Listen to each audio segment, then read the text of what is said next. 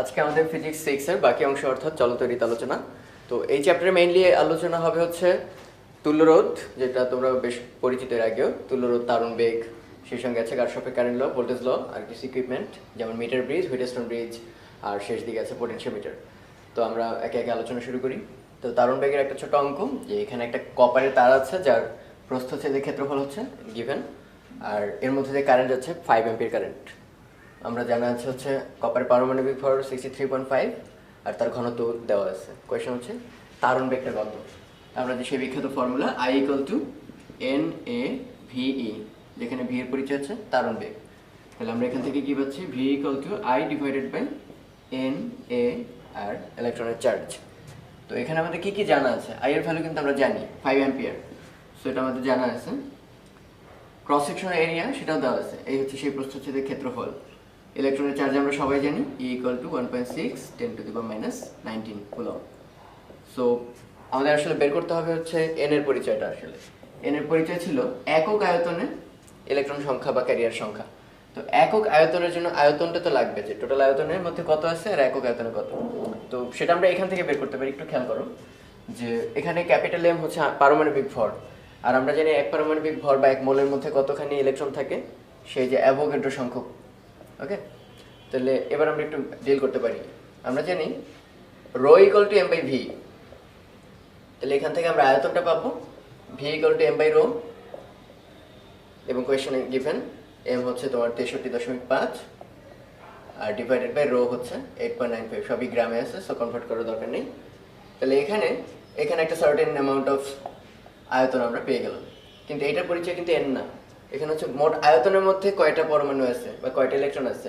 তাহলে আমরা এটাকে নাম দিলাম, সাপোজ এখানে কিছু একটা ভ্যালু আছে, সেই এত আয়তনের মধ্যে ইলেকট্রন আছে কয়টা, অ্যাভোগাড্রো সংখ্যক। সেই যে অ্যাভোগাড্রো সংখ্যা 6.023 10⁻23, কিন্তু আমাদের n এর পরিচয় হচ্ছে একক আয়তনে। তাহলে এত আয়তনে আছে অ্যাভোগাড্রো সংখ্যক, অথবা একক আয়তনে আছে অ্যাভোগাড্রো সংখ্যা ডিভাইডেড বাই ওই আয়তন।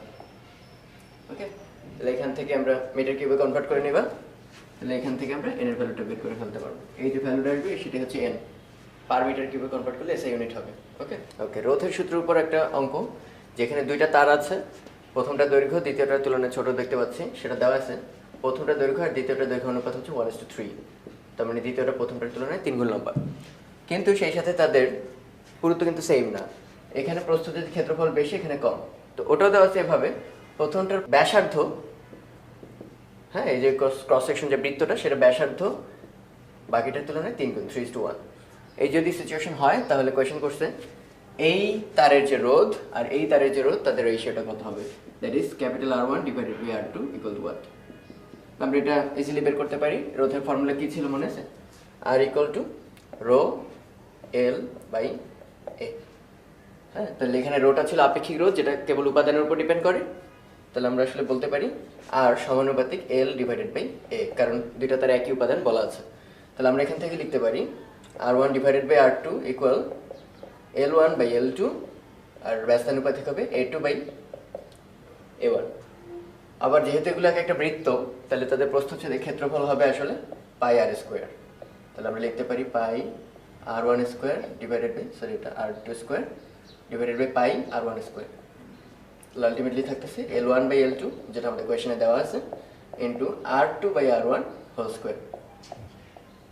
ওকে, তো কোয়েশ্চনে দেওয়া আছে L1/L2 হচ্ছে 1:3 আর R2/R1 হচ্ছে 1/3 হোল²। ওকে, ওখানে কিন্তু R1/R2, তো আমাদের এখানে R2/R1, তাহলে থাকতেছে 1/3 ইন্টু 1/9, দ্যাট ইজ 1/27। এবার কিছু তুল্যরোধের অঙ্ক করবো আমরা। তো নর্মাল তুল্যরোধ সম্পর্কে একটু ভালো আইডিয়া রাখলেই আমরা মানে বেশ কিছু স্পেশাল কাইন্ড অফ তুল্যরোধ একটু শিখবো। তবে তার আগে একটা কনসেপ্ট একটু ক্লিয়ার করে নেওয়া উচিত। মানে ক্লাস 9-10 পর আমাদের একটা ঝামেলা হয়ে গেছিলো যে সিরিজ কাকে বলে। মানে 9 এরকম একটা ডেফিনিশন দেওয়া ছিল যে R1 আর R2 রোধ যদি পরপর থাকে, মানে একটা শেষ মাথায় বাকিটার প্রথম মাথা যদি থাকে, তাহলে তারা সিরিজ। কিন্তু এই ডেফিনেশনটা কিন্তু অনেক ক্ষেত্রে খুবই রং। এমন যদি হয় কখনো যে দেখতে পর কিন্তু এখান থেকে সার্কিটে আরেকটা ব্রাঞ্চ বের হয়ে আসছে, সাপোজ দেখতে মনে হচ্ছে এরা পরপর অবস্থিত, কিন্তু আসলে কিন্তু তারা সিরিজে না। কারণ সিরিজের মেইন ডেফিনেশন কিন্তু এটা না। সিরিজ হতে হলে অবশ্যই যেটা মনে রাখতে হবে সেটা হচ্ছে যে সকল রোধের মধ্য দিয়ে কারেন্ট সেম, কারেন্ট সেম। এখানে কিন্তু ভুলে ভাবা যাবে না যে কারেন্টের অ্যামাউন্ট সেম, অ্যামাউন্ট নাও হতে পারে। এটার মিনিং কি বলতে যাচ্ছি আমি, সাপোজ এই একটা রোধ, এই আর একটা রোধ, এই দুটার মধ্যে দিয়ে সেম কারেন্ট যাচ্ছে 1 অ্যাম্পিয়ার 1 অ্যাম্পিয়ার, এটা নিশ্চয়ই সিরিজে অবস্থিত না। মানে মান সেম হলে সেটা বোঝানো হয়নি, কারেন্ট সেম মানে পানির একটা স্রোত হলে সেই স্রোতটা ভাগ হতে পারবে না, ওই একই স্রোত দুজনের মধ্যে দিয়ে যেতে হবে। তাহলে সেটা কিভাবে পসিবল? সাপোজ এখানে দুইটা রেজিস্ট্যান্স আছে আর এখানে আরো দুইটা বা এরকম 3-4টা যা আছে, তাহলে এখানে একটা কারেন্ট আসতেছে সে আই, ওকে। সেই আইটা এই রাস্তায় এসে দুইটা জাংশন পেলো যে এখানে দুই রাস্তায় ভাগ হওয়া সম্ভব তার পক্ষে, তাহলে এটার নাম দিলাম I1 কারেন্ট, নিচেটা দিলাম I2। এখন একটু খেয়াল করে দেখো, এই আই আর এই I1 কিন্তু আলাদা কারেন্ট, মানে একটা কারেন্ট ভাগ হয়ে চলে গেছে। সো কোনোভাবেই এই রোধটার নাম যদি দিই 1 নম্বর রোধ আর এই নাম যদি দিই 2 নম্বর রোধ, তারা কখনোই সিরিজে অবস্থিত না, কারণ তাদের মধ্য দিয়ে সেম কারেন্ট যাচ্ছে না। বাট এই যদি 2 নাম্বার আর এই যদি 3 নাম্বার রেজিস্ট্যান্স হয়, তাহলে খেয়াল করে দেখো I1 কারেন্ট কিন্তু 2 এর মধ্য দিয়ে যাচ্ছে, 3 এর মধ্য দিয়ে যাচ্ছে, তাহলে একদম নির্দ্বিধায় বলতে পারবো আমরা 2 আর 3 সিরিজে অবস্থিত। অন্য কিছু সিরিজে আছে কিনা ওটা কনসার্ন না, ফার্স্টে দেখবা একদম অবভিয়াসলি কোনটা সিরিজে আছে। একইভাবে I2 কিন্তু এই ব্রাঞ্চের মধ্যে দিয়ে যাচ্ছে এবং এই দুইটাকেই কিন্তু ক্রস করছে, সো এটা 4 নাম্বার রোধ, এটা 5 নাম্বার রোধ, তাহলে 4 আর 5 সিরিজে আছে। সো এটা একটু মাথায় রাখবে যে অবশ্যই সিরিজ হতে হলে কারেন্ট সেম। আর একইভাবে প্যারালালের ক্ষেত্রে কনসেপ্টটা কেমন, প্যারালালের ক্ষেত্রে ভোল্টেজ সেম, এভাবে মনে রাখতে একটু কষ্ট, তো আমরা একটু বোঝানোর চেষ্টা করি যে প্যারালালটা কিভাবে আমরা কনসিডার করি।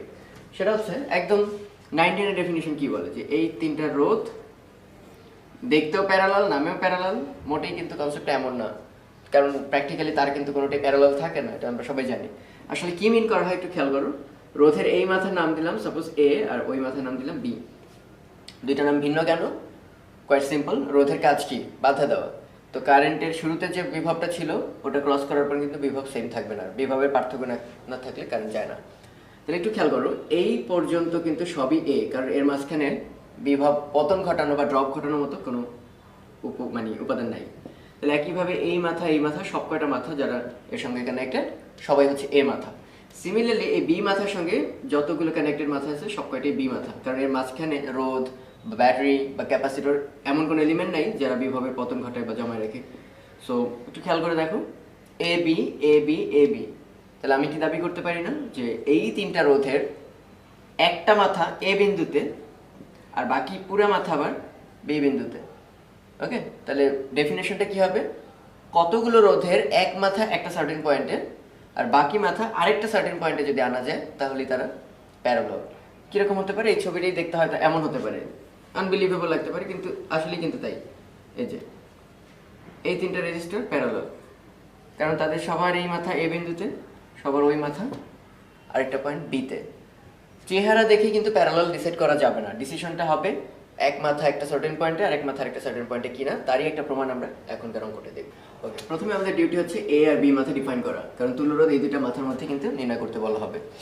এবার একটু খেয়াল করি, এই মাথার নাম যদি এ হয় তাহলে এই যে পুরো মাথাটাই কিন্তু এ, কারণ এর মাঝখানে এমন কোনো উপাদান নেই যে বিভবের পতন ঘটাতে পারে, বিন্দুর নাম সেম থাকবে। সিমিলারলি এটা যদি বি হয়, এই সকল পয়েন্টগুলো হচ্ছে বি। তাহলে দেখো, দেখে মনে হচ্ছিল রোধ তিনটা পর পর, এটার পর এটা, এটার পর এটা, সিরিজের মতো চেঞ্জ থাকতেও পারে, বাট অ্যাকচুয়ালি কি হলো দেখো, প্রথম রোধটা কার কার মধ্যে অবস্থিত, এ আর বি, দ্বিতীয় রোধটা কার মধ্যে অবস্থিত, বি আর এ, থার্ড রোধটাও কার কার মধ্যে অবস্থিত, এ আর বি। সো আসলে এই ছবিটা এভাবে আঁকার কোনো দরকার নেই, সিম্পলি এখানে কয়টা বিন্দু, যতই দূরে দূরে আঁকি না কেন বিন্দু আসলে দুইটা, আর প্রথম রোধটা এর মধ্যে আঁকবো, দ্বিতীয় রোধটা এর মধ্যে অবস্থিত, তৃতীয় রোধটাও এর মধ্যে অবস্থিত, চেহারাটা আমাদের পরিচিত, তার মানে এই রোধ তিনটা আসে প্যারালালে। তো প্যারালালে কিভাবে, তিনটা সমান মানের রোধ আছে, তাহলে সেই ক্ষেত্রে আমরা যে সেই তুল্য রোধের ডেফিনেশন কিভাবে করছি, 1 তুল্য রোধ 1/Rp ইকুয়াল টু হবে 1/R1 1/R2 1/R3। তাহলে আমাদের ক্ষেত্রে যেহেতু R1 R2 R3 তিনটারই value same, আর তাহলে আমরা লিখতে পারবো 1/R + 1/R + 1/R, that is 3/R। কিন্তু এটা কিন্তু তুল্য রোধ না, অবশ্যই না, ওকে। তাহলে তুল্য রোধটা কি হবে, উল্টাটা, দ্যাট ইজ R/3। তো মজার ব্যাপার হচ্ছে এই ভ্যালুগুলো যদি এরকম সিম্পল থাকে, সিম্পল বলতে তিনটা রেজিস্টারই যদি থাকে সমান মানের এবং প্যারালালি, তাহলে মনে করবা এখানে ব্রাঞ্চ আছে কয়টা, তিনটা ব্রাঞ্চ, তাদের প্রত্যেকের মান কত, আর। তাহলে আমরা লিখবো এরকম, মান ডিভাইডেড বাই ব্রাঞ্চ সংখ্যা, ওকে। এটা শর্টে পারবো আমরা। যেমন আমাদের ওখানে ব্রাঞ্চ আছে 3টা এবং প্রত্যেকটা মান হচ্ছে r, তাহলে সরাসরি অ্যান্সার হচ্ছে r/3। ওকে, আর দুইটা শর্টকাট হচ্ছে এরকম এরকম যদি রোধ থাকে সাপোজ 4 আর 4, এটা তো একটু আগের ফর্মুলা অনুসারে ব্রাঞ্চ আছে 2টা এবং সমান মানের রোধ যেহেতু r/2, অ্যান্সার হচ্ছে 2 ওহম। যদি ডিফারেন্ট ভ্যালু থাকে সেই ক্ষেত্রে মনে করবো আমরা এইভাবে, ওকে, সেই 1/r1 1/r2 না করলেও চলবে। কীরকম দেখো, এটা আছে সাপোজ 6 আর এটা আছে 3, তাহলে আমরা সেই যে 1/6 1/3 এটা করে লসাগু করে তারপর যে উল্টাই নিই আমরা সরাসরি পাবো। সেটা আরেকভাবে করা যায়, খেয়াল করে দেখো, এভাবে ভাববা যে এটাকে যদি একটু লসাগু করি তাহলে নিচে আসবে কি 6 গুণ 3, উপরে আসবে 3 যোগ 6, একে যদি উল্টে দিই তাহলে আসবে 6 গুণ 3 উপরে 6 যোগ 3 নিচে। এটাই বলতে চাচ্ছিলাম। লবে থাকবে হচ্ছে গুণফল আর হরে থাকবে হচ্ছে যোগফল। তাহলে কীরকম হলো দেখো, যখন এরকম দুইটা রেজিস্ট্যান্স আছে প্যারালালি সরাসরি বলবা গুণফল বাই যোগফল। তাহলে গুণফল কত 18, যোগফল কত 6 আর 3 9, তাহলে এটা সরাসরি কত 2। তো এরকম বেশ কিছু কম্বিনেশন আছে, এরকম ভাগ সরাসরি মুখোমুখি করা যায়, গুণফল বাই যোগফল, গুণফল বাই যোগফল। এবং মনে রাখবে এটা কিন্তু খাটবে দুইটার জন্য, দুইটা রেজিস্ট্যান্স হলে। আদারওয়াইজ এখন তো ক্যালকুলেটর সবারই আছে, সো ক্যালকুলেটরে এরকম যদি 3-4টা রোধ থাকে তাদের ভ্যালু ইনভার্স করে অবশ্যই লাস্টে আরেকটা ইনভার্স দিতে কিন্তু ভুলবা না। এটা অনেকেই লাস্টে অ্যান্সারে ভুলে যায় যে 1/r3, এটা চেঞ্জ করে কিন্তু লাস্টে আর ইকুইভ্যালেন্ট বানাতে হবে। এটা কিন্তু আমার অ্যান্সার না, আমার অ্যান্সার কিন্তু তার উল্টাটা। সো অবশ্যই ক্যালকুলেটরে এই ফর্মে লিখবো, অলওয়েজ ব্র্যাকেট দিয়ে লাস্ট একটা পাওয়ার ইনভার্স করে নিবে। ওকে, তো ছবিতে দেখতে পাচ্ছ 4টা ডিফারেন্ট সার্কিট এবং প্রত্যেকটার জন্য তুল্যরোধ নির্ণয় করতে বলা হয়েছে।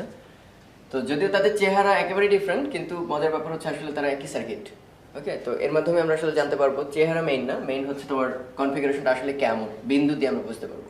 সাপোজ এটা হচ্ছে এ, এই বি, এই এ আর বি বিন্দুর মধ্যে তুল্যরোধ কত, মানে পুরো কম্বিনেশনটা বাদ দিয়ে একটা রোধ লাগালে যদি ভোল্টেজ আর কারেন্ট সেম থাকে তাকে তুল্যরোধ বলে। তো এই তুল্যরোধটা আসলে 5 আর 5 সিরিজেও না, এই 5 আর 5 প্যারালালেও না, কারণ পরপর থাকলে সিরিজ হয় না, আমরা জানলাম। এখান থেকে একটা কারেন্ট গেলে সেই কারেন্ট দুই রাস্তায় ভাগ হয়ে যায়, সো কারেন্ট সেম হওয়ার কোনো চান্স নেই। সো এটা সিরিজ না, এটা আমরা বুঝে গেছি। আর দ্বিতীয় শর্ত হচ্ছে এটা প্যারালাল না, কারণ এই মাথা যদিও সেম, এই মাথা কিন্তু আমরা সেম করতে পারবো না, কারণ মাঝে একটা রেজিস্ট্যান্স আছে, দুই মাথা আলাদা। তো বুঝতে পারতেছি এটা আমাদের জন্য ঠিক একটু টাফ হয়ে গেল অঙ্কটা, কিন্তু সহজ এই জন্য যে এখানে ভ্যালু প্রত্যেকটাই সেম, প্রত্যেকটা সেম ভ্যালু থাকার সুবিধা কি, এটার নাম যদি দাও পি, এটার নাম যদি দাও কিউ, এটা যদি দাও আর, এটা যদি দাও এস, এটা সাপোজ সেই যে জি বিখ্যাত, তাহলে এইটা আমাদের সেই বিখ্যাত একটা ফর্ম দাঁড়ায় গেছে। কিন্তু সেই যে তোমরা নাম পড়তা Wheatstone bridge, Wheatstone bridge only theory না, এটা তুল্যরোধ বের করতে অনেক হেল্পফুল। হুইটস্টোন ব্রিজ নীতি কি বলে, যদি পি বাই কিউ এই রোধ দুইটার অনুপাত আর বাই এস এই রোধ দুইটার অনুপাতে সমান হয়, তাহলে বুঝতে হবে মাঝের ব্রাঞ্চ দিয়ে কোনো কারেন্ট যায় না। আর কারেন্ট যায় না মানে খোলা ব্রাঞ্চ, ওপেন ব্রাঞ্চ। তাহলে আমরা বুঝে গেছি এখানে 5/5, পি বাই কিউ হচ্ছে 5/5 1, আর আর বাই এস সেটাও 5/5, সেটাও 1। তো আলটিমেটলি আমরা বুঝে গেছি এই মাঝের ব্রাঞ্চ দিয়ে আসলে কোনো কারেন্ট যায় না, মানে মাঝের ব্রাঞ্চ আসলে নাই, ওপেন। তাই যদি হয় সিচুয়েশনটা দেখো এবার, এখন তো আমাদের জন্য কোয়াইট ইজি, কারণ এই 5 আর 5 আছে সিরিজে, নিচের 5 আর 5 সিরিজে, তারা আবার পরস্পর প্যারালাল। তো আমরা যদি শর্টে লিখি 5 যোগ 5 সিরিজ বলে, আর ওই নিচে 5 যোগ 5 সিরিজ, এই দুইটা পরস্পর প্যারালাল। তাহলে 10 প্যারালাল 10 বলেছিলাম মনে আছে, দুইটা যদি প্যারালাল সেম মানের থাকে তাহলে মান ডিভাইডেড বাই কয়টা ব্রাঞ্চ, তাহলে 10/2 কত 5, তাহলে এটা তুল্যরোধ হচ্ছে 5। এবার দেখো বাকি সবই আসলে সেম। এই যে এটার নাম যদি এ দাও, এটা যদি আবারও বি দাও, আমাদের আগের সার্কিট অনুসারে এখানে একটা মাঝে ব্রাঞ্চ ছিল, তাহলে এই সেই P Q P R S মাঝে একটা ব্রাঞ্চ, এই সেই পি কিউ আর এস আর মাঝে একটা ব্রাঞ্চ গ্যালভানোমিটারের জন্য। সো এটা আসলে ওই হুইটস্টোন ব্রিজ এবং এর অ্যান্সার হবে 5, আমরা বুঝতে পারছি। এটা একটু খেয়াল করো, এটা দেখে বোঝা যাচ্ছে না, মানে একটু আগে আমরা একটা অঙ্ক করছিলাম মাত্র একটু আগেই, এই দুইটা খালি ছিল না, ফলে তারা 3টা হয়ে গেছিল প্যারালাল। বাট এবার এই রেজিস্ট্যান্সটা দিয়ে কিন্তু ঝামেলা করে ফেলছে, এবার আর কেউ সিরিজও না, কারণ প্যারালালও না। আমরা এটা ইজিলি বুঝতে পারবো, সাপোজ এ আর বি নাম দিলাম, এটা যদি এ হয় এই মাথা কিন্তু আর এ হওয়ার সুযোগ নেই, কারণ মাঝে একটা রেজিস্টার পড়ে গেছে, সো ওটার একটা নাম দিলাম সি। এটা যদি সি হয় এটা কিন্তু আর সি হওয়ার সুযোগ নেই, কারণ মাঝে একটা রেজিস্টার, সো এটার নাম ডি। সো বুঝে যাচ্ছে আসলে এ ডি সি বি 4টা আলাদা পয়েন্ট, কোনোভাবেই তারা প্যারালাল না, যে সব মাথা এক মাথায় সব মাথা বি মাথায়, ওটা পসিবল না। কিন্তু মজার ব্যাপার হচ্ছে এইটার এটাও একই সার্কিট। কিরকম করে দেখো, এইটা হচ্ছে সেই গ্যালভানোমিটার।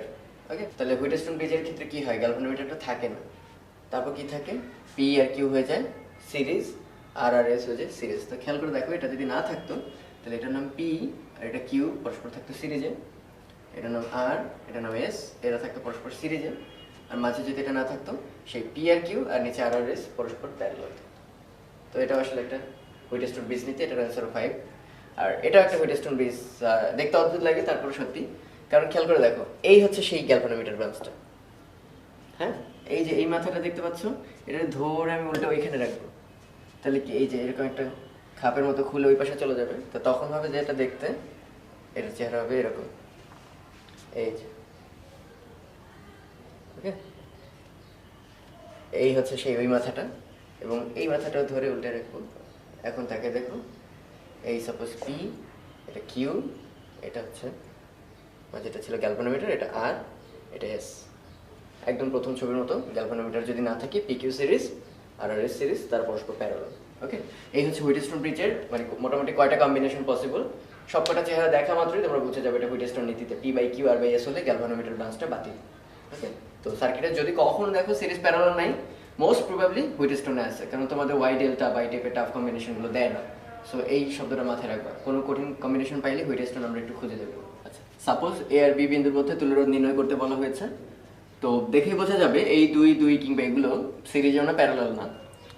তো কিন্তু হুইটস্টোন ব্রিজের একটু আগে যে ইকুইভ্যালেন্ট সার্কিটগুলো আমরা দেখাইছি, সেটা যদি একটু খেয়াল রাখো তাহলে দেখতে পাবা এটি সেই গ্যালভানোমিটার ব্রাঞ্চটা। এটা যদি গ্যালভানোমিটার হয়, এটি সেই পি, এটা সেই কিউ আর এস। তাহলে গ্যালভানোমিটার ব্রাঞ্চটা কিন্তু থাকে না, তাহলে পরে থাকে কি, এই দুই দুই সিরিজ কত হবে সেটা 4, আর এই দুই আর দুই সিরিজ সেটা হবে 4, তারা আবার পরস্পর কি প্যারালাল। তাহলে 4 আর 4 প্যারালাল মিলে হবে 2। সো আমি যদি এই পি কিউ আর আর এস এগুলো ইকুইভ্যালেন্ট সার্কিট বের করে ফেলি, তাহলে দেখতে পেলাম সেটা হচ্ছে 2। তাহলে এটার বদলে আমরা তুল্যরোধ হিসেবে বসাতে পারবো 2।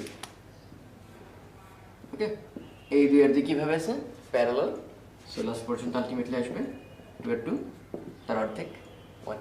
তো এটা খুব একটা চমৎকার নেটওয়ার্ক, সেটা হচ্ছে এরকম দেখো, আর আর আর এই যে সার্কিটটা, এটাই কিন্তু বারবার রিপিট করতেছে, repeat repeat repeat up to infinity. So একটা অসীম নেটওয়ার্কের তুল্যরোধ কত হবে আমাদের সেটা নির্ণয় করতে হবে। অসীম বলে আমাদের নির্ণয় করাটা এত ইজি। কীরকম, আমরা এই পরিমাণ যদি ভাবি সার্কিটটুকুকে, হ্যাঁ, তাহলে তাতে কি আর আসলে প্রথমটার সাথে কোনো পার্থক্য আছে? এখানেও আর আর আর থেকে শুরু, এখানেও আর আর আর থেকে শুরু, এবং অসীম যেহেতু সংখ্যার কোনো লিমিট নেই। তো আসলে বোঝা যাচ্ছে আমরা এই পুরো অংশের যদি তুল্যরোধ বের করতে পারি, ওটাই আমাদের অ্যান্সার। যে এই এতটুকু বাদ দিয়ে যেটুকু, ওটাও কিন্তু নেটওয়ার্ক সেমই, মানে অসীম থেকে 1 বিয়োগ গেলে অসীমই থাকবে।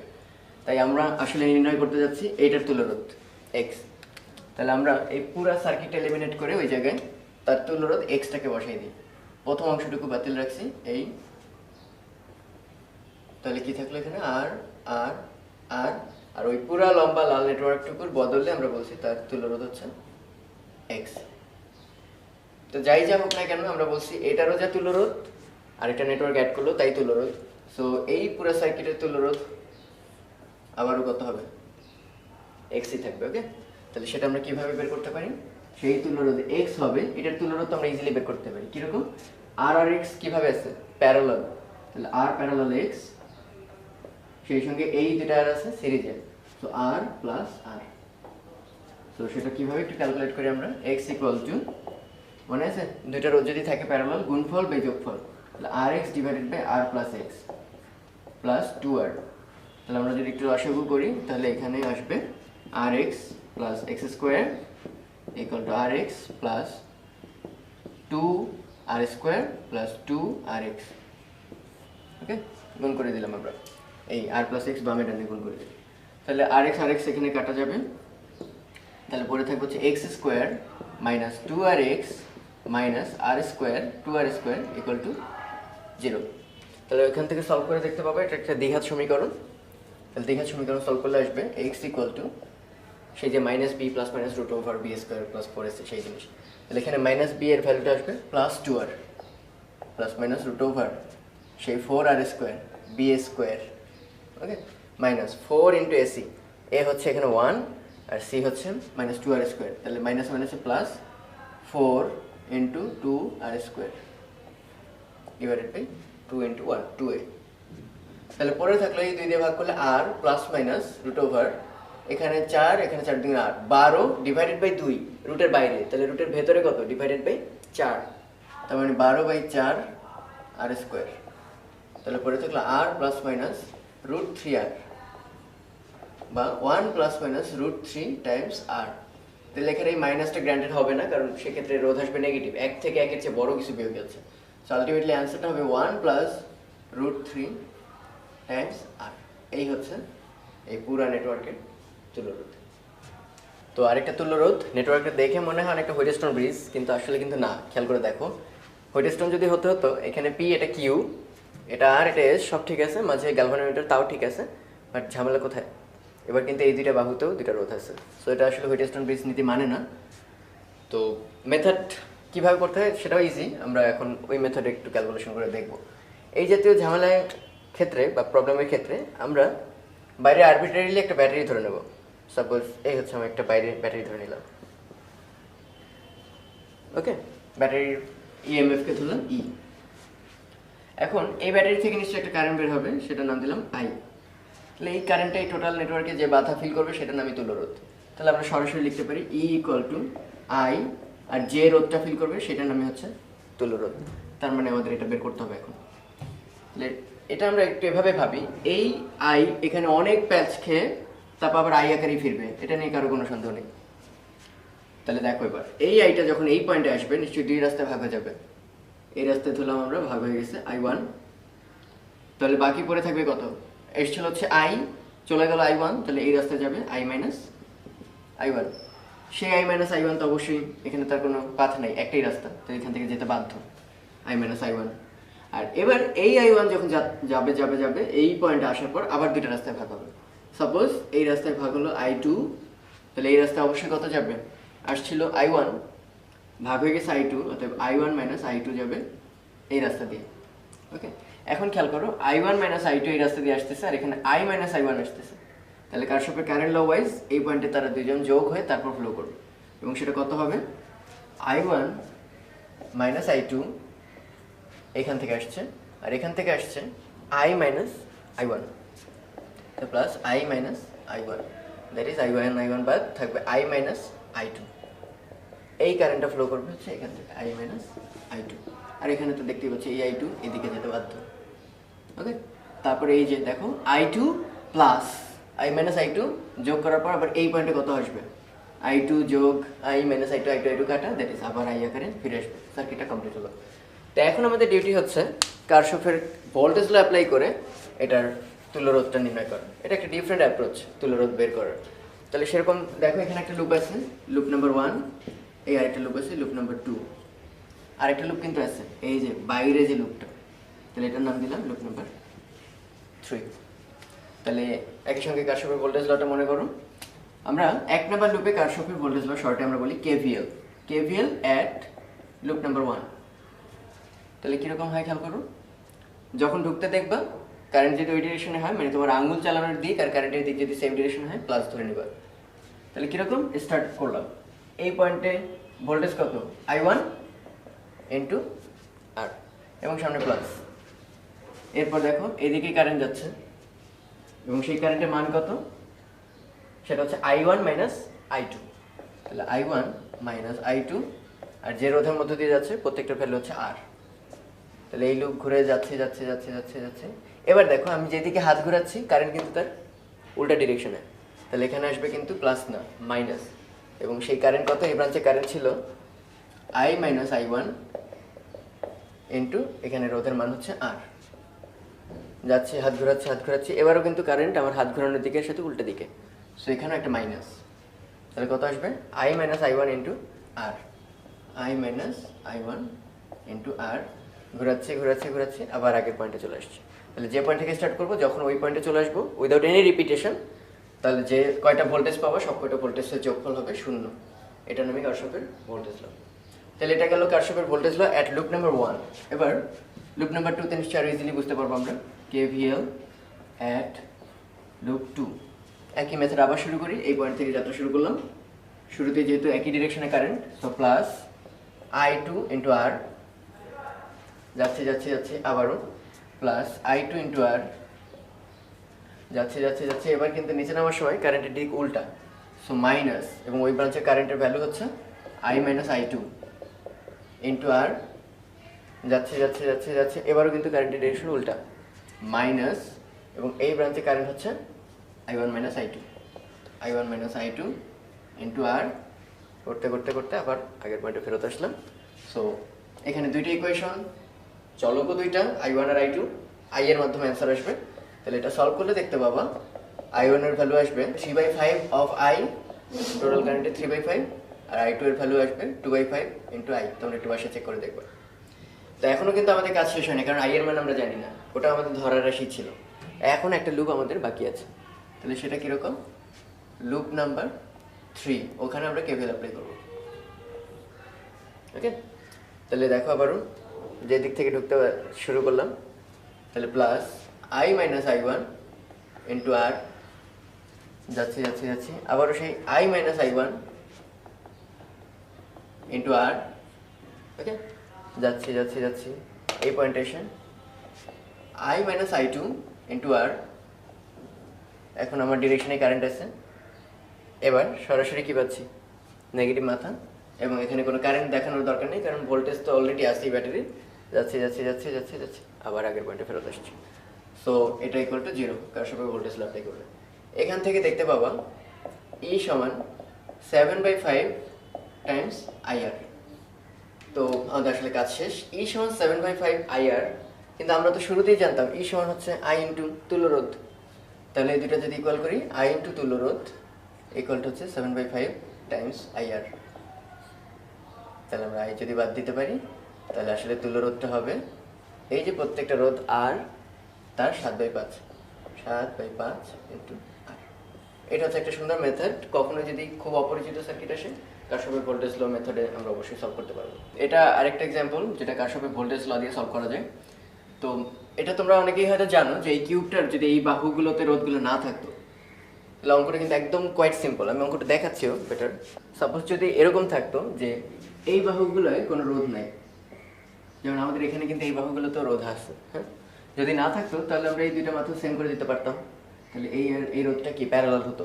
একইভাবে এই মাথা সেম করে দিতে পারতাম, এই দুইটা রোধ প্যারালাল হতো। ফলে এই দুইটা রোধের বদলে আমরা লিখতে পারতাম এখানে একটা রোধ, এই দুইটার বদলে আমরা লিখতে পারতাম আরেকটা তুল্য রোধ, এই দুইটার বদলে আমরা একটা লিখতে পারতাম, আর এই নিচের এই দুটোকেও এক করে আমরা প্যারালাল করে তুল্য রোধ বানাতে পারতাম। তারপরে এই মাথা ওপেন করতাম, এই মাথা ওপেন করতাম, এই দুটো মাথায় তো তুল্য রোধ বের করতে হবে। তাহলে প্রত্যেকটি তো R/2 হতো, R/2 R/2 R/2, যেহেতু প্যারালাল আর আর আর। এবং দেখতেই পাচ্ছ এই দুটা সিরিজ, তার আবার পরস্পর প্যারালাল। সো আলটিমেটলি ওটা একদমই বাচ্চাদের অঙ্ক হইতো, কিন্তু ঝামেলাটা করছে আসলে এই রেজিস্ট্যান্সটা। তো আমরা কীভাবে সলভ করি একটু দেখো। কেভিএল দিয়ে যখন আমরা অঙ্ক সলভ করি, তখন তোমাদের নিশ্চয়ই মনে আছে যে দুই মাথার মধ্যে তুল্যরোধ নির্ণয় করতে বলে তার মধ্যে একটা ব্যাটারি ধরে নিই, যার ইলেকট্রোমোটিভ ফোর্স বা ভোল্টেজ হচ্ছে E। ওকে, তারপর আন্দাজে আমরা একটা কারেন্ট ধরি। তো যেহেতু এটা খুবই সিমেট্রিক একটা অবজেক্ট, কিউব মানে সবচেয়ে বেশি সিমেট্রিক একটা জিনিস, তাহলে আমরা ইচ্ছা করি এটাকে 12I ধরছি, I না ধরে আমাদের নিজেদের সুবিধা হবে। কেন দেখো, এই 12I কারেন্ট যখন এই মাথায় যাবে অনেক টুকরা ভাগ হবে, লাস্টে আবার 12I-তে ফিরবে, আমরা এগুলো জানি। কিন্তু মেনওয়াইল এই পয়েন্টে আসার পর কি তিনটা রাস্তা পেয়েছে, এবং তিনটা রোধই সমান দেওয়া আছে, সবকটা রোধের মান আর। তাহলে 12কে আমরা 3 টুকরা করলে কি 3 4 12, তাহলে এটা 4I, এটাও 4I, এটাও 4I। ওকে, 3 টুকরা হলো। এবার একটু খেয়াল করো, এই 4I-টা যখন এই মাথায় আসছে তখন কিন্তু রাস্তা দুইটা, একটা ডানে যাওয়ার আর একটা নিচে যাওয়ার। তাহলে এখানে 2I, ডানে 2I, একই কথা সব ক্ষেত্রে প্রযোজ্য। এই 4I যখন এখানে আসবে 2I 2I। ওকে, এই 4I যখন এখানে আসবে এই মাথা দুইটাতেই 2I। এতক্ষণ টুকরা করলাম আমরা। এবার একটু খেয়াল করো, এই মাথায় কি হচ্ছে, এইখান থেকে 2I, উপর থেকে 2I, সো এখান থেকে বের হবে 4I। ওকে, এইখানে কি হচ্ছে, এই 2I নিচ থেকে নামতেছে 2I, তাহলে এই মাথায় যাবে 4I। এখানে কি হচ্ছে, এই 2I মিলে নামবে কত, 4I। এবার এই মাথায় কি হবে, 4I নামতেছে, এই 4I আসতেছে, এই 4I আসতেছে, 3টা 4 মিলে কত বের হয়ে যাবে, 3 4 12I। সো আমরা কারেন্ট ভাগ করা এবং স্প্লিট করে আবার জোড়া লাগানোর ব্যাপারটা বুঝতে পারছি। এবার আমাদের কারশফের ভোল্টেজ ল অ্যাপ্লাই করতে হবে। তো রুলটা কি ছিল একটু মনে করে দেখো। এই যে একটা লুপ দেখতে পাচ্ছ, এই লুপে যদি ভোল্টেজ ল অ্যাপ্লাই করি, কারশফের ভোল্টেজ ল, কেভিএল এট লুপ, তাহলে কি হবে? স্টার্টিং এ সাপোজ এই পয়েন্ট থেকে যাত্রা শুরু করলাম, শুরুতে একটা মাইনাস পাইছি, সো মাইনাস ই। ওকে, তারপরে যাচ্ছি যাচ্ছি যাচ্ছি যাচ্ছি, এই যখন নামতে যাব আমার হাতের দিক আর কারেন্টের দিক same, so plus 4i into R, যাচ্ছি যাচ্ছি যাচ্ছি যাচ্ছি যাচ্ছি, এই প্লাস 2i ইন্টু আর, এই গেলাম গেলাম গেলাম 4i ইন্টু আর, এই আগের পয়েন্টে ফেরত আসছি। সো এখান থেকে একটু সলভ করে আমরা দেখতে পাবো ডান পাশে ই নিয়েছি, এই দুইটা সব করে যোগফল হবে 0, কারশফের ভোল্টেজ ল। তাহলে ই ইকুয়াল টু আসতেছে 4 আর 2 6 আর 4 10, 10i আর, ওকে, বা 10r ইন্টু আই। বাট আমরা কি জানি? আমরা জানি এখানে যা থাকুক, যত জঘন্য জিনিসপাতি থাকুক না কেন, ভোল্টেজ হচ্ছে ই, কারেন্ট হচ্ছে 12, ফলে যে রোধটা সে ফেস করবে পুরো জিনিসটা মিলে তারই নাম তুল্য রোধ।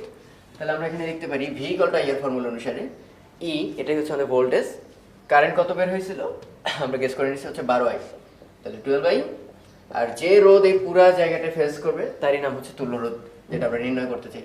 তাহলে এটার নাম দিলাম তুল্য রোধ আর ইকুইভ্যালেন্ট। তাহলে আমরা লিখতে পারি 12 আর ইকুইভ্যালেন্ট ইন্টু আই। এখানে পাচ্ছি E equal to 10r into I, এখানে পাচ্ছি E equal to 12 R equivalent into I. তাহলে আমরা লিখতে পারি এই দুটো সমান, ইকুয়াল টু, ইজিলি লেখা যায় আই এই কাটা, তাহলে তুল্য রোধ দাঁড়াবে 10r ডিভাইডেড বাই 12 বা 5/6 ইন্টু আর। এটা হচ্ছে অ্যান্সার। তো আমরা এখন দেখবো এটা আরো কত সহজে সলভ করা যায়, আরেকটা সুন্দর মেথড আছে। তো এই জাতীয় সিমেট্রিক সার্কিট, মানে সব দিকে একই রকম সার্কিটগুলোর ক্ষেত্রে সিমেট্রির একটা স্পেশাল রুল ইউজ করা যায়। সেটা এরকম, এই দুই মাথায় যেহেতু আমরা বের করব তুল্য রোধ, তো এটার সঙ্গে এখান থেকে তো 3 ব্রাঞ্চে কারেন্ট ভাগ হবে, ওই 3টা ব্রাঞ্চে কারেন্ট অনেক ডিভাইডেড হয়ে আবার এখান থেকে ওই একই রকম কারেন্ট বের হয়ে একসঙ্গে আবার কমপ্লিট করবে। মানে প্রথমে ছিল আই, অনেক টুকরা টাকরা হলো, তারপরে আবার সেই আই জয়েন হয়ে সার্কিট কমপ্লিট করবে। তো এই এ মাথার সঙ্গে যে 3টা নোড যুক্ত, এই 3টা আসলে সিমিলার, কারণ সব কয়টা ব্রাঞ্চে একই রকম কারেন্ট যাবে, বাধা যেহেতু সব জায়গায় সেম। তাহলে আমি এটার নাম দিলাম সি, এটাও সি, এটা হবে সি।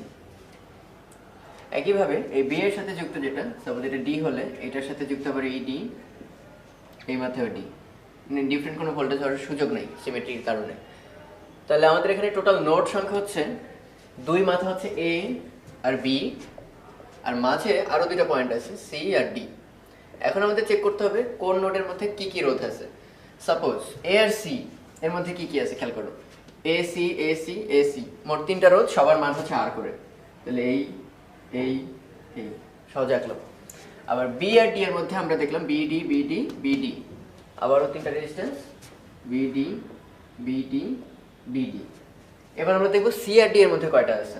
এই যে দেখো সিডি সিডি 2টা, সিডি সিডি 2টা, সিডি সিডি 2টা, তার মানে 3 2 মোট 6টা, 1 2 3 4 5 6। তাহলে দেখাই যাচ্ছে প্যারালাল প্যারালাল প্যারালাল, এই 3টা প্যারালাল আবার সিরিজে আছে। তাহলে এখানে 3টা রোধ প্যারালাল আর মানের, তাহলে এটার ভ্যালু হবে r/3। এখানে 6টা রোধ প্যারালাল r/6, এখানে 3টা রোধ প্যারালাল r/3, তারা আবার পরস্পর সিরিজে। সো টোটাল তুল্য রোধটা হবে r/3 plus r/6 plus r/3। যদি লসাগু করি তাহলে আসবে 2r plus r plus 2r, that is 2 4 রেখে 5, 5/6 ইন্টু r। আগের অঙ্কই অনেক সহজে। এই যে রেজিস্ট্যান্সগুলো দেখানো দেখতে অনেকটা হুইটস্টোন ব্রিজের মতো, প্রায় পুরোটাই হয়ে গেছিল। r/2r হচ্ছে হাফ, বা 2r/r কিন্তু হাফ না, 2। সো p/q আর r/s এর রেশিওটা সমান না, ফলে আমরা এই ব্রাঞ্চটাকে যে ডিলিট করে দিতাম সেটা এবার আর সম্ভব না। তো বুঝতে পারতেছি এবার ওই কারশফের ভোল্টেজ ল, ওইরকম একটা অ্যানালাইসিস দিয়ে এটা করা সম্ভব। আমরা এখানে একটা ব্যাটারি ধরে নেব যার মান হচ্ছে সাপোজ ই, ওকে। তো আমরা ধরে নিচ্ছি এখান থেকে কারেন্ট বের হয়েছে x + y, ইচ্ছা করেই ধরা যাতে আমাদের ভাগ করতে সুবিধা হয়। আর পুরো সার্কিটটা সিমেট্রিক, এখানে আর এখানে আর, এখানে 2r এখানে 2r, ওকে। আর মাঝের ব্রাঞ্চটা দুইজনের জন্য কমন। তাহলে এই x আর y আমরা মনে করি এই ব্রাঞ্চে x চলে গেছে, এই ব্রাঞ্চে y চলে গেছে। তাহলে এইটা যেহেতু r এবং আবার যদি x + y আকারে ফিরতে হবে, তাহলে এখানে যদি x হয় তাহলে এখানে হবে এক্স। এখানে যেহেতু ওয়াই, তাহলে এই ব্রাঞ্চে হবে ওয়াই, সো দ্যাট এই এক্স আর ওয়াই মিলে আবার এক্স প্লাস ওয়াই আকারে নামতে পারে। তাহলে এই ব্রাঞ্চে এক্স, এই ব্রাঞ্চে ওয়াই, তাহলে এখানে এক্স চলে গেল ওয়াই, নিশ্চয়ই এখানে পড়ে থাকবে কত, এক্স থেকে ওয়াই বের হয়ে চলে গেছে, তাহলে বাকিটুকু নিচ থেকে চলে আসছে। সো এই ব্রাঞ্চে কারেন্টের মান হবে এক্স মাইনাস ওয়াই। এবং আরেকটা প্রুফ দেখানো যায়, x minus y plus y এই দুইটা মিলে ওয়াই ওয়াই কাটা যাবে, এক্স আকারে এখান থেকে বের হয়ে আসবে। সো কারশফের কারেন্ট ল প্রত্যেক পয়েন্টেই খাটতেছে। তো আমরা এভাবে কীভাবে করবো এখন খেয়াল করো। প্রথম লুপের জন্য, এই লুপের জন্য আমি যদি কেভিএল খাটাই, কেভিএল লুপ 1 দিলাম নাম, কেভিএল অ্যাট লুপ 1, তাহলে কীভাবে করা যায়, এই যে কারেন্ট আর আমার আঙুলের দিক যদি সেম থাকে পজিটিভ, তাহলে আর ইন্টু এক্স, তারপর আর ইন্টু এক্স মাইনাস ওয়াই, তারপর উল্টা দিকে ওয়াই কারেন্ট যাচ্ছে, সো এবার আর প্লাস হবে না, মাইনাস আর 2r ইন্টু ওয়াই, এই সবকটা ভোল্টেজের সামেশন হবে 0, এটি কারশফের ভোল্টেজ ল। তাহলে এখানে আমরা একটু সাজিয়ে লিখতে পারি, আর এক্স দুইবার আসবে, so 2rx minus r y that is minus 3ry equal to 0, that is x equal to আমরা পাচ্ছি আর কাটা 3y ডিভাইডেড বাই 2, এটা আমরা নির্ণয় করে রাখলাম। এবার খেয়াল করো, বাইরে একটা বিশাল লুপ আছে, এই লুপটার নাম দিলাম L2, এই যে এখান থেকে শুরু করে এই ওকে। তাহলে আমরা আবার কারশফের ভোল্টেজ ল ইউজ করব, KVL অ্যাট লুপ 2, এবং সেটা কিভাবে পসিবল, এই পয়েন্ট থেকে যাত্রা শুরু করলাম। তো শুরুতে আমরা মাইনাস পেলাম, মাইনাস ই, ওকে, মাইনাস ই কারেন্টের দিকে এইদিকে, সো ওই ব্রাঞ্চে কারেন্ট হচ্ছে ওয়াই ইন্টু 2r, এই যে দেখতে পাচ্ছি আমরা ওয়াই ইন্টু 2r, তারপর আর ইন্টু এক্স, এখন একই দিকে, সো প্লাস যাচ্ছে আগের পার্টে ফেরত আসছে, সো এই তিনটার সমষ্টি হবে 0।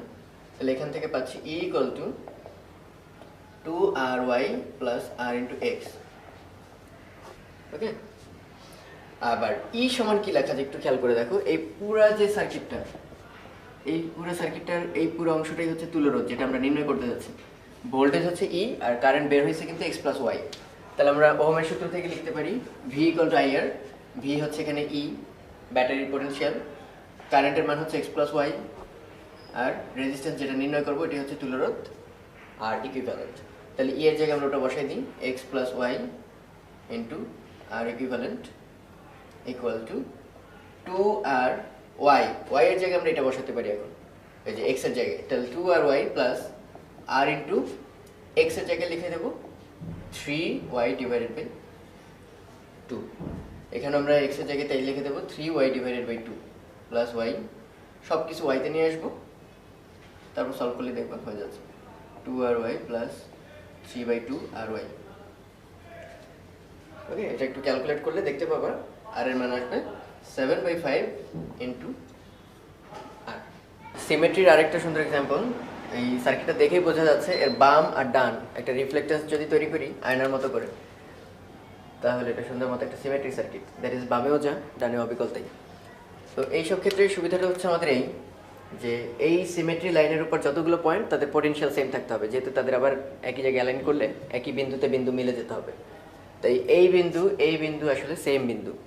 তাহলে আসলে আমরা কীভাবে মানে এই জিনিসটাকে আরেকটু মডিফাই করবো, খেয়াল করে দেখো যে আমরা এই পয়েন্ট আর এই পয়েন্ট যখন সেম হয়ে যাবে তখন নিশ্চয়ই এই এটাকে জোড়া খুলে আমরা ওই পয়েন্টে অ্যালাইন করে দেবো, এই যে এরকম করে, কারণ ওই পয়েন্ট আর এই পয়েন্ট তখন সেম বিন্দু, ওই জায়গায় তাকে থাকতে হবে এই, ওকে।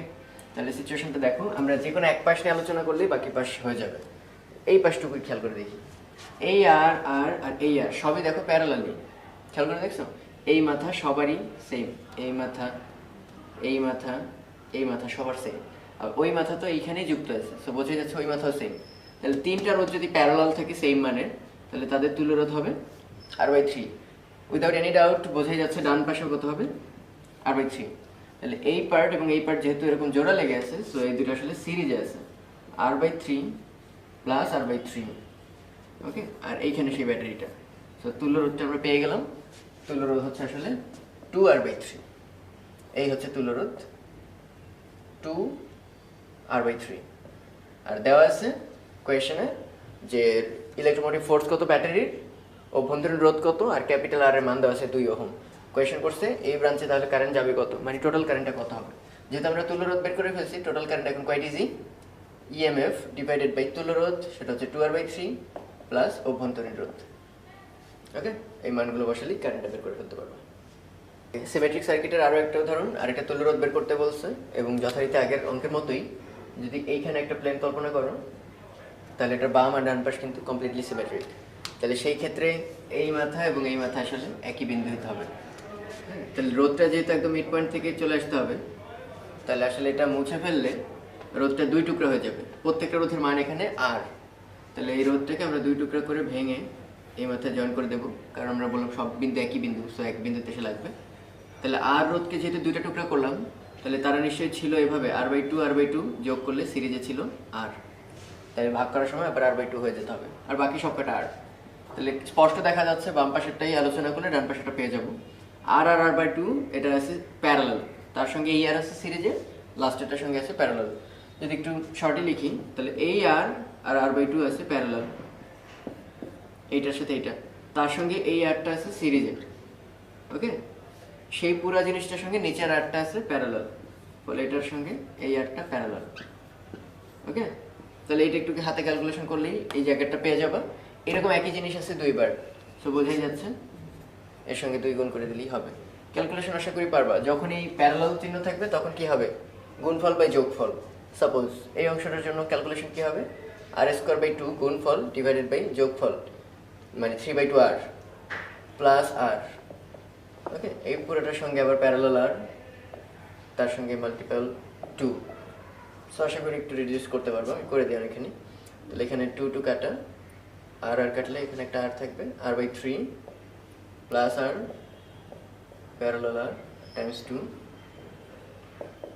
তাহলে পরে থাকবে হচ্ছে 4R/3 তার সঙ্গে আর প্যারালাল, এটার সঙ্গে 2 গুণ, দ্যাট ইজ আবার গুণফল বাই যোগফল, that is 4R²/3 divided by 4×3=7/3 R into 2।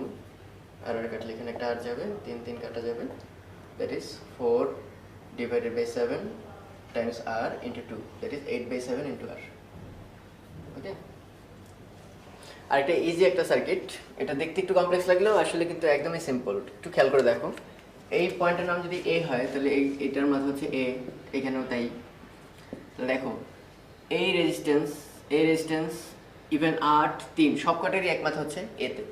On the other hand এই মাথা যদি বি হয়, তাহলে উপরে নিচে সবই বি, সো 3-এর বাকি মাথা বিতে, এই 2 আর 4 মিলে বাকি মাথা বিতে, 6-এর বাকি মাথা বিতে, 6-এর বাকি মাথা বিতে, মানে এখানে 4টা যে রেজিস্টার আছে সবাই প্যারালালে। তাহলে আসলে আমরা একটু সহজে আঁকলে এ আর বি এর মধ্যে সবাই আছে। তাহলে উপরে আছে 3, নিচে আছে 6, 8 আর 6 মিলে 14, সেটাও প্যারালাল, 4 আর 2 মিলে 6, সেটাও প্যারালাল। তাহলে 6, তারপরে হচ্ছে 14, 3 আর হচ্ছে 8 আর 6। তাহলে আলটিমেটলি থাকবে কি, এই 6 প্যারালাল, মানে 6 প্যারালাল 6 প্যারালাল 3 প্যারালাল 14। সো ক্যালকুলেটরে করলে 6 inverse 6 inverse 3 inverse 14 inverse whole inverse. Okay, যা আসবে। এই সার্কিটটা দেখে মনে হচ্ছে এই 2 আর 8 আর 2 প্যারালাল হলে অনেক ভালো হতো, কিন্তু মাঝখানে এই 10 কিন্তু একটা ঝামেলা করতেছে। এই কারণে আমরা এই মাথা এক করতে পারতেছি না এবং 2 আর 8কে প্যারালাল বলতে পারতেছি না। কিন্তু মজার ব্যাপার হচ্ছে এটা কিন্তু আসলে একটা হুইটস্টোন ব্রিজ, একটা না আসলে 2টা। খেয়াল করে দেখো, এই হচ্ছে PQRS মাঝখানে গ্যালভানোমিটার, আবার PQRS মাঝে গ্যালভানোমিটার, এবং প্রত্যেক ক্ষেত্রে কিন্তু ফলো করে 2/2 হচ্ছে 1, 8/8 হচ্ছে 1, অনুপাত সমান, আবার 8/8 1, 2/2 1, অনুপাত সমান। সো কোনো গ্যালভানোমিটার ব্রাঞ্চে আসলে কারেন্ট যাবে না, ফলে ওপেন সার্কিট করে দিলাম। এখন আমরা যা চেয়েছিলাম তাই, 2 আর 2 4, 8 আর 8 16, আর 4 এরা সবাই প্যারালাল, ফলে 4 16 4, এটার ইনভার্স করলে একটা কিছু চলে আসবে, যেমন 4 আর 4 প্যারালাল করলে কত আসবে 2, তার সঙ্গে 8 আর 8 16। ওকে, এই দুইটা প্যারালাল করলে কত আসবে, 16 দুগুণে 32 গুণফল বাই যোগফল, তাহলে 9 দুগুণে 18, 16 দুগুণে 32। এই হচ্ছে তুল্য রোধ। তাহলে আমার বের করতে বলছে কোয়েশনে কারেন্ট কত হবে, তাহলে I ইকুয়াল হবে ভোল্টেজ 48 ডিভাইডেড বাই তুল্য রোধ 16/9, 3 16 48, 9 উপরে চলে যাবে, 3 এবং 27 অ্যাম্পিয়ার। এই সার্কিটটা দেখেও বোঝা যাচ্ছে এটা কমপ্লিট একটা সিমেট্রিক নেটওয়ার্ক, তো এগুলো সলভ করার বেশ কিছু প্রসেস আছে আমাদের। এই মানে অঙ্কটা বেশ বড়, মানে অঙ্কটার চেয়েও বড় কথা এটা কিভাবে সলভ করা হচ্ছে এই প্রসিজারটা তোমাদের দেখানোর উদ্দেশ্য। তো আমরা আন্দাজে ধরে নিলাম একটা ব্যাটারি যার ভোল্টেজ হচ্ছে 100 ভোল্ট, কোনো ব্যাপার না, ওই অনুসারেই কারেন্টগুলো আসবে সব। তো এই নেগেটিভ আর পজিটিভের ডিফারেন্স বা পার্থক্যটা থাকতে হবে 100। তা আমরা ধরে নিলাম এই নেগেটিভ পাশটা হচ্ছে 0, ওকে? তাহলে অবশ্যই পজিটিভ পাশটা হবে 100 ভোল্টের দিক থেকে। তো এটা তো খুব কমন সেন্স যে এই ব্রাঞ্চ আর এই সবকটা রোধ সমান দেওয়া আছে, এই দুই ব্রাঞ্চ আসলে সিমেট্রিক কারেন্টই যাবে, এটা I1 হলে এটাও I1, ওকে? আর এই রাস্তায় ধরে নিলাম I2, উপরের রাস্তার মাঝের রাস্তাটা কিন্তু সেম না, তোমরা চেক করেই বুঝবা। এখন একটু খেয়াল করে দেখো, একটা কারেন্ট আসতেছিল I সাপোজ, সেটা তিনটা টুকরা হলো I1 আর I2, নিশ্চয়ই বেরো হবে I, তাহলে তার জন্য কি করতে হবে, এই ব্রাঞ্চের কারেন্ট I1 হলে এখানেও I1, এটা I1 হলে এটাও I2 মানে I1, আর এটা যদি I2 হয় এটাও I2 হতেই হবে, কারণ কারশফের কারেন্ট ল অনুসারে যেখানে I সব ডিস্ট্রিবিউটেড হয়ে আবার সব I আকারে ফিরতে হবে। তাহলে আমরা এখন কি করতে পারি একটু খেয়াল করে দেখো, এটা যেহেতু 0, হ্যাঁ, আর এই সব এইখানে যেহেতু কারেন্ট যাচ্ছে একটু খেয়াল করে দেখো, তো আমরা এই মাথার ভোল্টেজ বা এই নোডের ভোল্টেজটাকে ধরে নিলাম x। এটা যদি x হয় অবভিয়াসলি এটাও হবে x, কারণ রোধ সেম, কারেন্টও সেম, এটা I1 হলে এটাও I1। এবার একটু খেয়াল করে দেখো যে এটা x এটাও x, মানে এই দুইটা মাথার বিভব পার্থক্য হচ্ছে x করে, তাহলে এই দুই মাথার বিভব পার্থক্য হতে হবে x, কোনো সন্দেহ নেই। এটা 0 ছিল, তার চেয়ে x বেশি অবশ্যই, তাহলে অলরেডি পার্থক্য x, কিন্তু এখানে অলরেডি আছে হচ্ছে 100, তাহলে এই পয়েন্টটা হতে হবে অবশ্যই 100 - x, ওকে? তাহলে একই কারণে নিচেটা হবে 100 - x। আমরা বুঝে গেলাম এই নোডের ভোল্টেজগুলো কত। তো এবার একটু খেয়াল করে দেখি যে সেটা হচ্ছে এখানে I2 কারেন্ট যাচ্ছে, এই ব্রাঞ্চেও I2 কারেন্ট যাচ্ছে, তো এখানে টোটাল ভোল্টেজের ডিফারেন্সটা হচ্ছে এখানে দেখো 0, এখানে হচ্ছে 100, তার মানে 100 বিয়োগ 0 হচ্ছে 100। তাহলে এইখানের এই দুই ব্রাঞ্চের মানে এই ব্রাঞ্চে যে বিভবের পার্থক্য থাকবে এইখানেও কিন্তু বিভবের পার্থক্য সেম থাকতে হবে, কারণ রোধ সেম, কারেন্ট সেম, তাহলে বিভবও সেম হতে হবে। খেয়াল করে দেখো V = IR, আরও সেম, আইও সেম, তাহলে অবশ্যই বিভবের পার্থক্যটাও সেম হতে হবে। তাহলে সেটা কিভাবে সম্ভব, 100-এর দুই টুকরা করে ভেঙে দিলেই হলো, তার মানে এই পয়েন্টের বিভব হচ্ছে 50 ভোল্ট, তাহলে এখানে 100 বিয়োগ 50 50, আবার 50 বিয়োগ 0 হচ্ছে 50। সো আমরা যা এক্সপেক্ট করছিলাম তাই হয়েছে। তাহলে এবার আমরা যে কোনো একটা নোড নিই, এই বিন্দুতে সাপোজ কারশফের কারেন্ট ল খাটাবো, এই একটা বিন্দু নামও দিয়ে দিই, এটা হচ্ছে P বিন্দু। তাহলে KCL বা কারশফের কারেন্ট ল অ্যাপ্লাই করবো অ্যাট P পয়েন্ট, ওকে? কারশফের কারেন্ট ল কি বলে, এখানে আগত কারেন্ট সমান হবে এইখান থেকে নির্গত কারেন্ট এর সমষ্টি।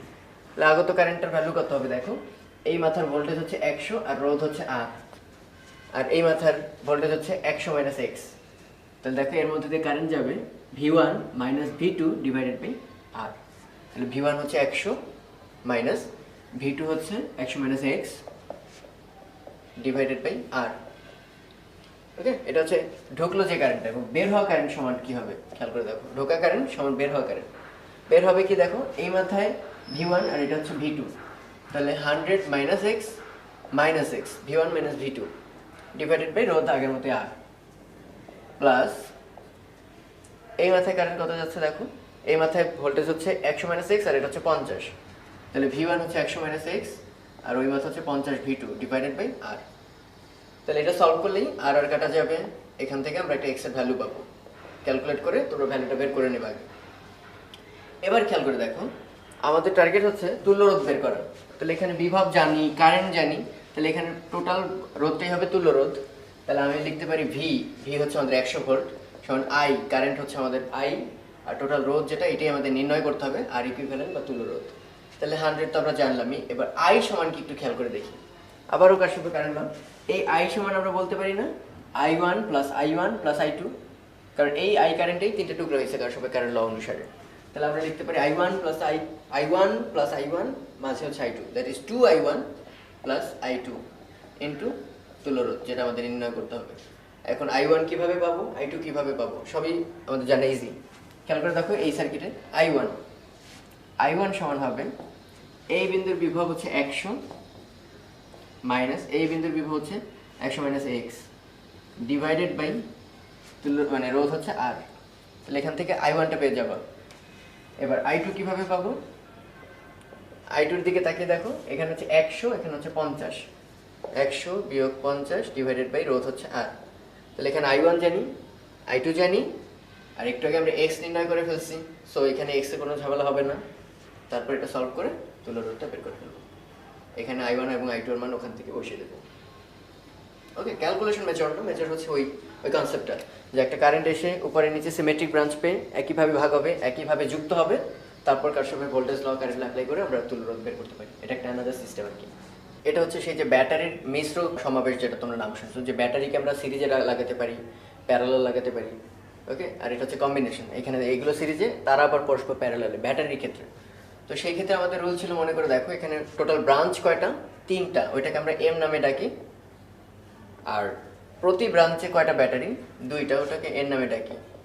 ওকে, তাহলে দেখো এরা যেহেতু একই পোলারিটি বলতে প্লাস মাইনাস এই সিরিয়ালে যদি থাকে, তাহলে এক একটার ব্যাটারি ভোল্টেজ হচ্ছে তোমার, আমরা তুল্য ব্যাটারি বললাম কারণ চেঞ্জ হলে দেখবো 3 আর 3 মিলে 6 ভোল্ট। এই 6 ভোল্ট যত কোটি বারই প্যারালাল থাকুক না কেন, কোনো সমস্যা নেই।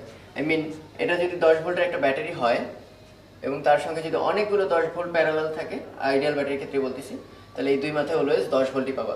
10 আর 10 20 হয়ে যাবে না। সিরিজে থাকলে যোগ বা বিয়োগ হবে, কিন্তু প্যারালাল থাকলে সেম। ওকে, তাহলে আমাদের তুল্য ব্যাটারিটা হচ্ছে 6 ভোল্টের একটা ব্যাটারি, যদিও সংখ্যায় মনে হচ্ছে অনেক। এবার এইগুলো হচ্ছে সেইগুলোর অভ্যন্তরীণ রোধ ব্যাটারি, সেটাই আমরা মডেলিং করে দেখাইছি।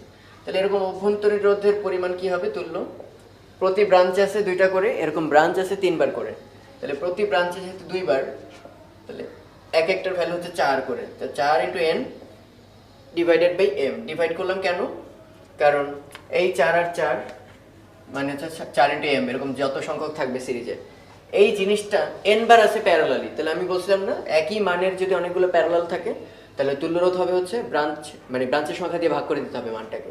তাহলে এই হচ্ছে এক একটা ব্রাঞ্চের সংখ্যা বা মানটা, তাকে ব্রাঞ্চের সংখ্যা হচ্ছে কয়টা ছিল আমাদের, 1 2 3, মানে আমাদের এখানে m। ওকে, উপরেরটা হবে n, 4n divided by m। এই হচ্ছে তুল্য রোধ। আমরা তাই করছি এখানেও, এটা ইজিলি বের করে ফেলতে পারি, 4 × 2 ডিভাইডেড বাই 3।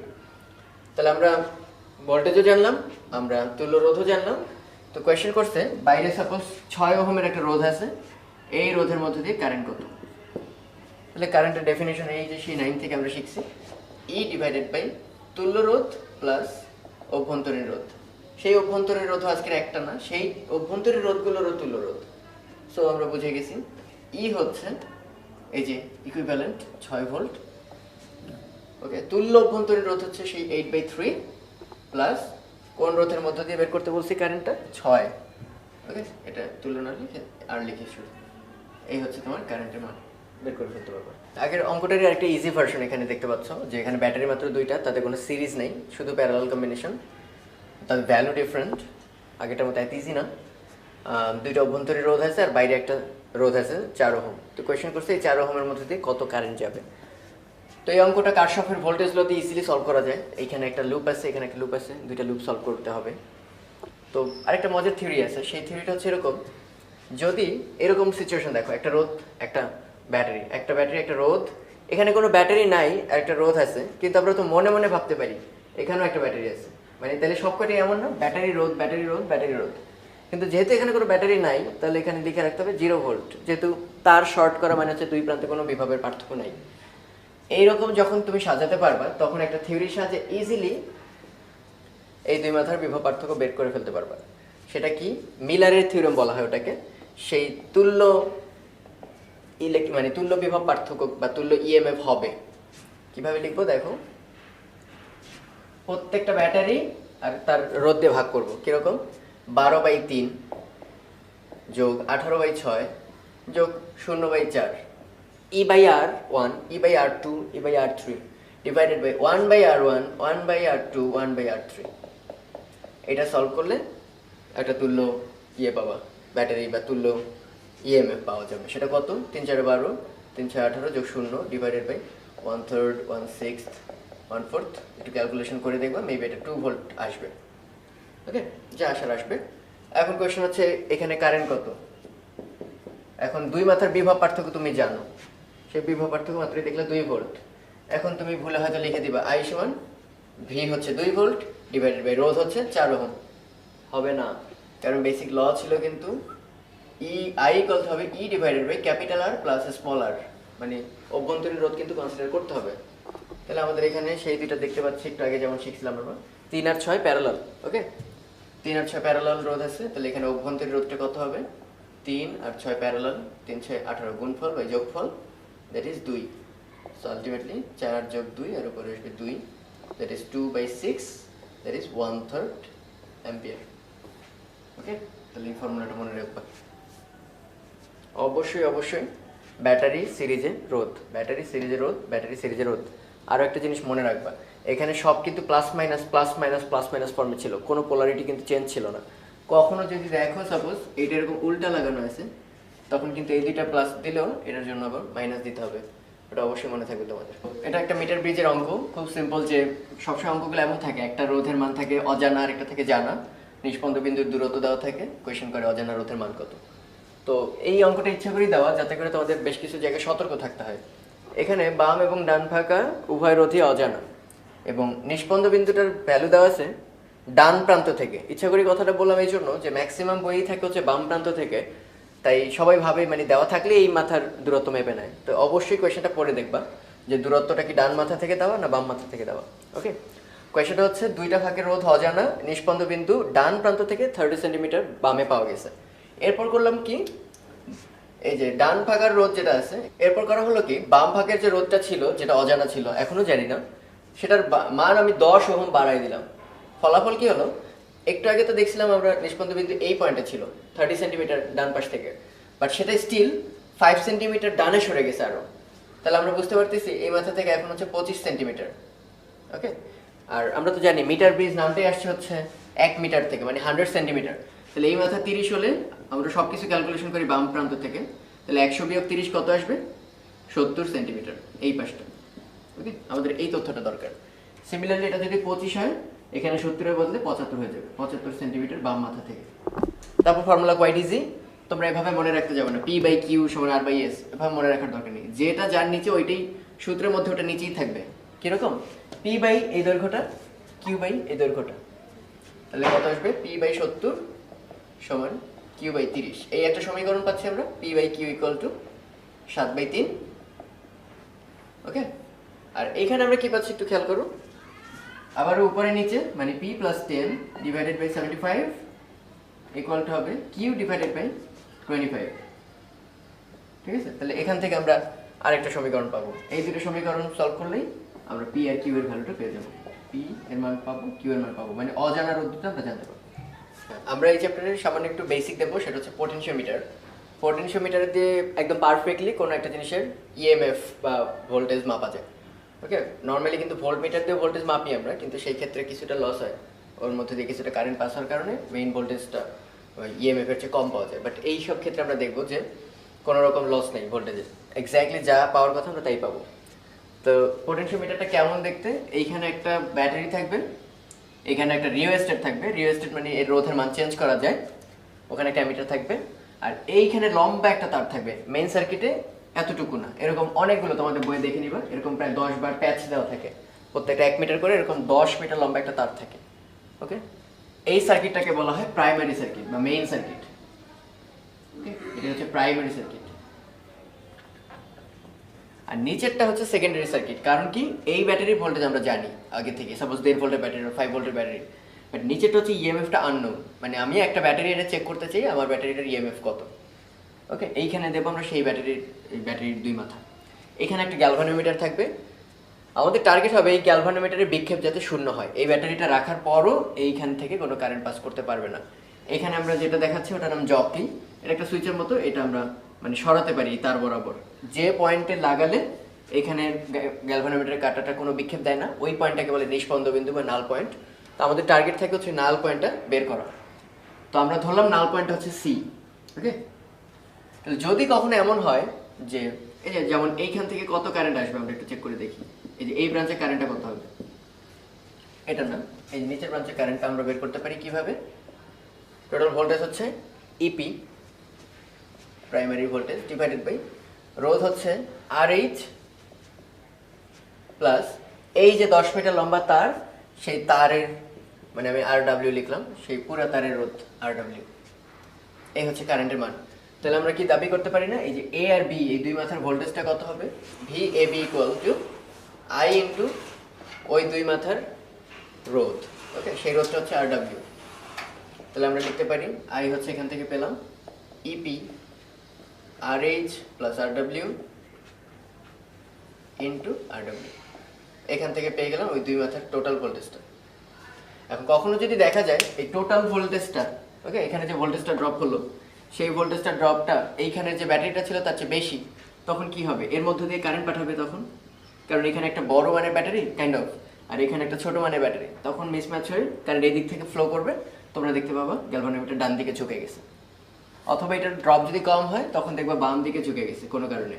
আমরা এই দুটোর একটাও চাই না, আমরা চাই এই জকিটাকে এমন পয়েন্টে নেব যাতে করে এই মাথায় যতটুকু ভোল্টেজে ড্রপ হয় আমার এই অজানা রোধের মানও, অজানা রোধ না, অজানা ব্যাটারির ইএমএফ এর মানও সেম, তখন এর যা ভোল্টেজ এরও তাই ভোল্টেজ, ফলে দুইজনের মারামারিতে এই লুপে কোনো কারেন্ট যেতে পারবে না এবং আমরা টোটালি নিষ্পন্দ বিন্দুর মতো একটা বিন্দু পাবো। তাহলে সেই পয়েন্টের যে দৈর্ঘ্যটা, এই তারটুকু তার পুরো তার না, 10 মিটার লম্বা না, আমরা মাঝখানে কোনো একটা পয়েন্টে পাইছি, সেই তারের দৈর্ঘ্যটাকে আমি নাম দিলাম L1। ওকে, তাহলে আমাদের ফার্স্ট ডিউটি হচ্ছে আমরা পুরো জায়গার ভোল্টেজটা জানি, পুরো তারের।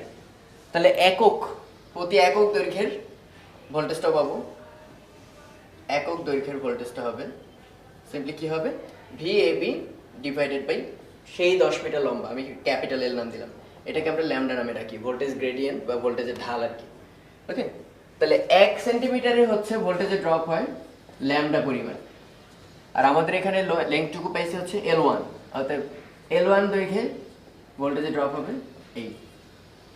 তাহলে এইখানে যে ড্রপটা আর আমার আননোন যে ইএমএফটা, এই দুটো সমান বলে এখানে কোনো কারেন্ট যাচ্ছে না, তাহলে আমি লাস্টে দাবি করতে পারি ল্যামডা L1 সমান হচ্ছে আমি যে অজানা আননোন যে, ওকে, আমি আননোন যে ব্যাটারিটা নিয়ে আসছি সেটার রোধ ইয়ার মানের সমান, ইএমএফ এর মানের সমান।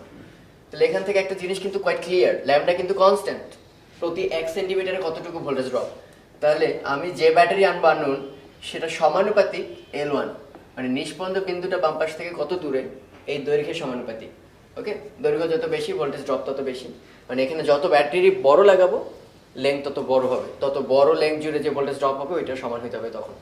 তাহলে এটি হচ্ছে পোটেনশিওমিটার মেইন কনসার্ন, যে দৈর্ঘ্যের সমানুপাতিক হচ্ছে পোটেনশিয়াল ড্রপ। তো এখান থেকে আমরা বের করতে পারলাম কি, আমরা একটা আননোন ব্যাটারির ভোল্টেজ বের করতে পারবো, এবং সুবিধাটা কোথায়, গ্যালভানোমিটারে আদৌ কোনো কারেন্ট যাচ্ছে না, তার মানে এই ভোল্টেজ বের করার সময় কোনো রকম কারেন্ট তাকে ড্র করতে হয় না। ফলাফল, কোনো একটা ব্যাটারি যদি 1.5 ভোল্টের ব্যাটারি হয় ও কখনোই 1.49 বা 4.5 এগুলো দেখাবে না, কারণ কোনো কারেন্টই তাকে ড্র করতে হয়নি, গ্যালভানোমিটার কারেন্টটা শূন্য, এই জন্য এটা একটা পারফেক্ট ভোল্টমিটার। তো আমরা এখন দেখবো পোটেনশিওমিটার দিয়ে আসলে কি করা যায়। এবার আমরা দেখবো হচ্ছে পোটেনশিওমিটারের সাহায্যে কিভাবে অভ্যন্তরীণ রোধ নির্ণয় করা যায় একটা ব্যাটারি। একটু আগে আমরা দেখছি একটা ব্যাটারির ইএমএফ কেমনে নির্ণয় করা যায়, এবার অভ্যন্তরীণ রোধ। তো একটু আগে ফর্মুলা অনুসারে এইটা ছিল আমাদের সেই আননোন ইএমএফ, নাম দিলাম সাপোজ ইয়ান, এটা আমরা নির্ণয় করে ফেলছি আগের ফর্মুলা দিয়ে, ইয়ান নোন equal to lambda times L1। L1 কি ছিল, নিউট্রাল পয়েন্ট বা নিষ্পন্দ বিন্দু খুঁজে বের করার যে দৈর্ঘ্যটা। ওকে, এই সেই L1। এবার একটু খেয়াল করে দেখো, আমরা করব কি, এই ব্যাটারির সঙ্গে প্যারালালে একটা রোধ যুক্ত করব, আমাদের জানা মানের একটা রোধ, নাম দিলাম ক্যাপিটাল আর। ওকে, এবার সেটা যুক্ত করে একটা সার্কিট কমপ্লিট করে দেবো। একটু আগে যেটা করছি সেটা কিন্তু এই রোধটা ছিল না, ওই যে ওই সূত্র যখন লিখছি।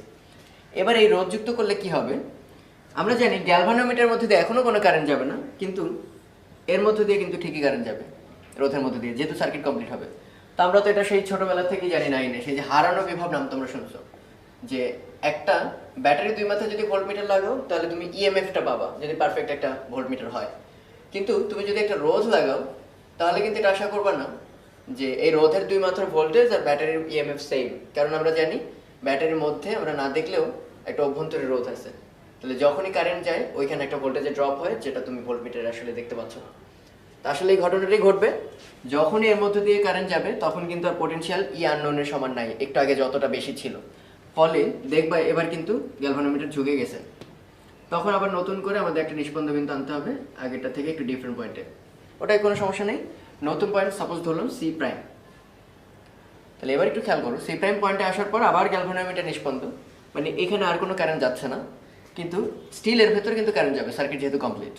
এবং সেটা কত হবে ভোল্টেজ, অবশ্যই ইএমএফ এর সমান না, সেটা আসবে ভি ইকুয়াল টু আই আর। এই সার্কিটে যত কারেন্ট যাচ্ছে আই, আর এর যে রোধের মানটা আমরা জানি সেটা ভি ইকুয়াল টু আইআর। তাহলে সেই আইআরটা হবে নিশ্চয়ই ল্যামডার কোনো চেঞ্জ নেই, ল্যামডা তো কনস্ট্যান্ট, প্রতি একক দৈর্ঘ্যে ভোল্টেজের ড্রপ, লেন্থের কিন্তু আর L1 নাই। এবার কিন্তু আমরা দেখছি আগে সি আর এখন সি প্রাইমের দূরত্ব কিন্তু সেম না, এটা সাপোজ L2। ওকে, তাহলে এবার আই সমান আবার আমরা কি জানি, আই সমান জানি ই আননোন যেটা ইএমএফ ডিভাইডেড বাই আর যেটা আমাদের নোন প্লাস সেই যে অভ্যন্তরীণ রোধ, এবং এটাই আমরা নির্ণয় করতে চাচ্ছি, ইকুয়াল টু ল্যামডা L2। তাহলে ল্যামডা আগেরটা থেকেই পেয়ে যাবো এখান থেকে, lambda equal to E unknown divided by L1। এটা এখানে বসাই দিলেই আমরা এটা সলভ করে আর এর ভ্যালুটা বের করে ফেলতে পারবো। সো আসলে পোটেনশিওমিটারের সাহায্যে আমরা একটা ব্যাটারির অভ্যন্তরীণ রোধ নির্ণয় করতে পারি, ইভেন একটা ব্যাটারির পটেনশিয়াল বের করতে পারি, দুইটা ব্যাটারির পটেনশিয়ালকে আমরা আবার করতে পারবো, কম্পেয়ার করতে পারবো। আমরা এখন ওইটা দেখবো। এবার আমরা দেখবো হচ্ছে দুইটা ব্যাটারি ইএমএফকে কম্পেয়ার করব, এবং এর মধ্যে একটা যদি জানা থাকে আরেকটা আমরা বের করে ফেলতে পারবো।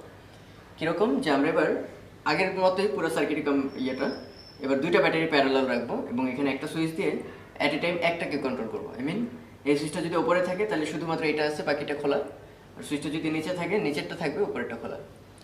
তো প্রথমটা যখন ছিল U1, তখন আমরা সাপোজ সি বিন্দুতে নিষ্পন্দ বিন্দু পাইছিলাম। ওকে, তাহলে আমরা ইজিলি লিখতে পারবো U1 সমান ল্যামডা L1 সেই ফর্মুলা অনুসারে। এরপর যখন ওটা সরানোর পর E2 তে আসবো, দুইটা যেহেতু আলাদা অবশ্যই নতুন নিষ্পন্দ বিন্দু নতুন দৈর্ঘ্যে পাবো আমরা, তাহলে এটা আসবে ল্যামডা 2। তাহলে আমরা ইজিলি লিখতে পারি E2 by U1 equal to lambda কাটা L2 বাই L1। যেহেতু L2 L1 আমাদের জানা থাকবে, আমরা মেপে ফেলতে পারবো। তাহলে E2 আসবে L2 by L1 into E1।